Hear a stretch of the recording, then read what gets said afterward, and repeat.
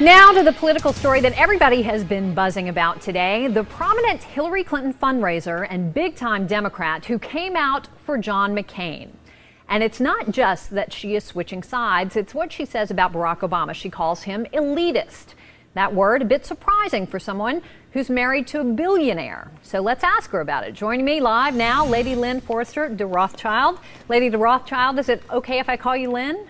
Please call me Lynn, Campbell. I absolutely will. So you've got to understand how ridiculous this seems to a lot of people. You're a Rothschild. You're married to a billionaire. You were a millionaire before you married him. You're a jet setter. You live between New York and London. And yet you're calling Barack Obama an elitist. Are you not a member of the elite?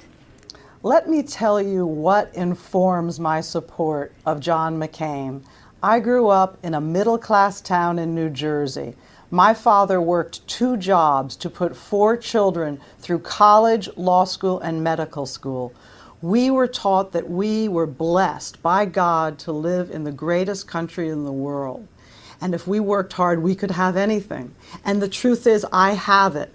I don't have to be doing what I'm doing supporting John McCain, but I am doing it because I really believe it's John McCain and Sarah Palin who will keep this country the way that I was taught this country. Okay, but they are the great Americans. But I think so. Please, you know, the class war that Barack Obama would like to declare in this country to divide people is so wrong. Okay, well, stop there. Just stop there for a second. Let me ask you a question, because you didn't answer my question. I assume, I get that you came up through a middle-class background, but I was accurate in describing your lifestyle. Was I not? You described my lifestyle. Okay, but let me ask you specifically to tell me then, what has Barack Obama said that has caused you to come to this conclusion that he is so elitist and out of touch? Okay, I wrote this piece in the Wall Street Journal last week, if you want to look at it. What I said is that the Democratic Party has a very bad history with the likes of Adlai Stevenson and people who think they are grander than the rest of us. Barack Obama, so what with his makes you speech think, what's he said that makes you think this guy thinks he's grander than the rest of us? Specifically, you know be what? specific. Okay, a lot of it is you know it when you see it. This is a person who went to Berlin to speak to 200,000 people. This is a person who made speeches about how he is the one that the world has been waiting for.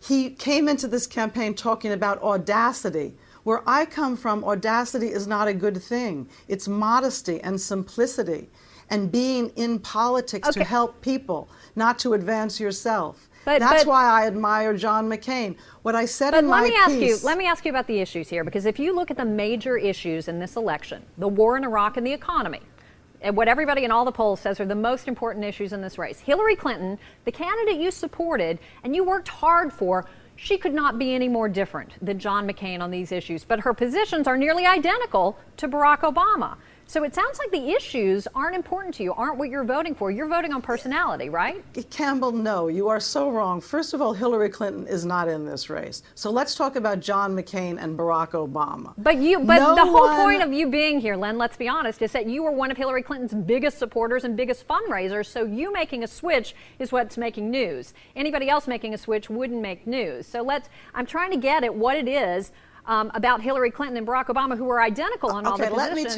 Let me tell you why I am a Democrat. I am a Democrat because I believed in the Democratic Party's sense of fairness, sense of fair rules, and most of all that they would be there to protect the middle class, the family I came from, the town I came from, the people I care about, the people who make America great. But you're not giving me any specific reason why you think that Barack Obama is not going to protect the middle class. Okay, let's take energy policy.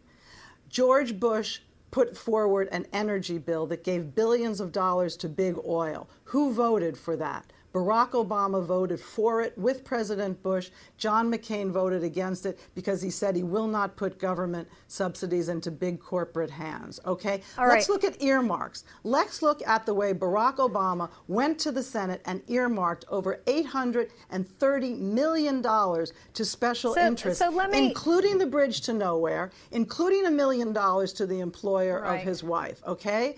And John McCain will not do that. That's principle. This this country needs All right. principled and courageous Lynn, let me leaders. ask you finally. I mean, I understand you're still a Democrat. You're not going to leave the party. Right. To some people, invariably, it's going to sound like you're bitter. Hillary Clinton didn't get the nomination. This is your way of getting even. You know what, Campbell? Barack Obama went and he called the people who have guns and cling to their religion bitter. The people out, who are the rednecks or whoever are bitter.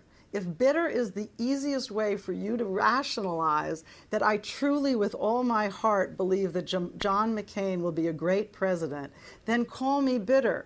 But it doesn't really advance the dialogue, All right. Campbell. Sorry. Well, thank you for being here, Lynn Forrester de Rothschild. Appreciate your time tonight. Thank you. We are going to Nice to be with switch. you.